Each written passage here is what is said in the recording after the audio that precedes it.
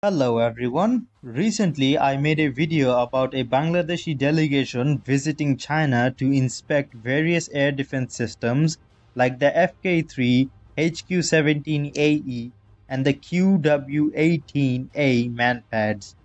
The Bangladeshi delegation was led by Abu Bakr Siddiq Khan, who is a Major General and Master General of the Ordnance Department of Bangladesh Army, so a very high level officer of the army. If you want to watch that video, it will be linked in the description. In this video, I will talk about the FK-3 in detail, discussing whether it is a good choice for Bangladesh or not. Bangladesh actually has a history with the FK-3. In the past, Bangladesh Army had made a plan for a layered air defense network for Bangladesh, which included the FK-3 among other Chinese SAM systems. But Hasina cancelled this plan because Dandia had ordered her to not buy any sort of military equipment from China, especially not advanced military technology like SAM systems. So it is interesting and quite telling that after Hasina leaves, Bangladesh Army go to inspect the FK-3, which they selected all those years ago, which is kind of wholesome if you think about it.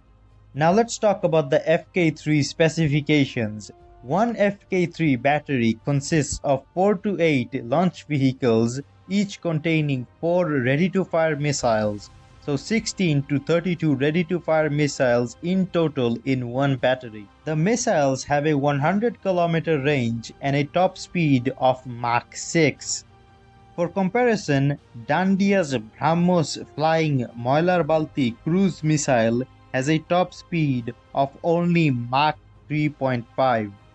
So Dandia's best cruise missile has a top speed of Mach 3.5, while the FK-3's missile has a top speed of Mach 6 with a 100-kilometer range. Needless to say, but it is more than capable of shooting down any Dandian fighter jet, cruise missile, anti-radiation missile, or any sort of aircraft. So the missile is capable, but what about the radar? Each FK-3 battery has one Type 305A ISR search radar. The Type 305A ISR search radar can track over 100 targets at the same time at a distance of 240 kilometers.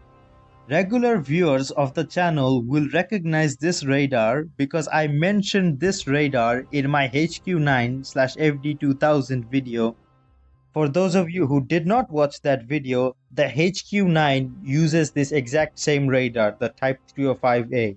The FK-3 uses the H200 fire control radar, which can lock onto 6 targets simultaneously and guide 12 missiles at the same time. It has a 180-kilometer range. In short, both the search and the fire control radar of the FK-3 are very powerful.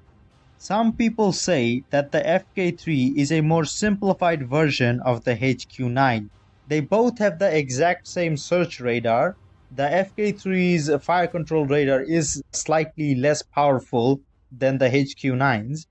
And of course, the FK-3 has a shorter range, but how short the range difference is depends on what HQ-9 variant you're talking about. But the FK-3's 100-kilometer range is good enough for Bangladesh. The FK-3 is also more cost-effective, meaning we can buy more and operate more of them. And having these systems in significant numbers is important for Bangladesh right now. So in short, the FK-3 would be an amazing SAM system for Bangladesh. It is quite tragic that the Bangladesh Army had selected the FK-3 quite a few years ago, but Hasina had shot that plan down.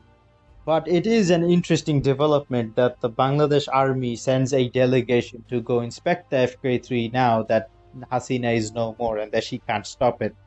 Let's hope for the best. Anyway, thank you for watching the video till the end. If you want to support my work, consider liking the video and leaving a comment. If you want to see more of my content, please consider subscribing to the channel. I will see you in the next video.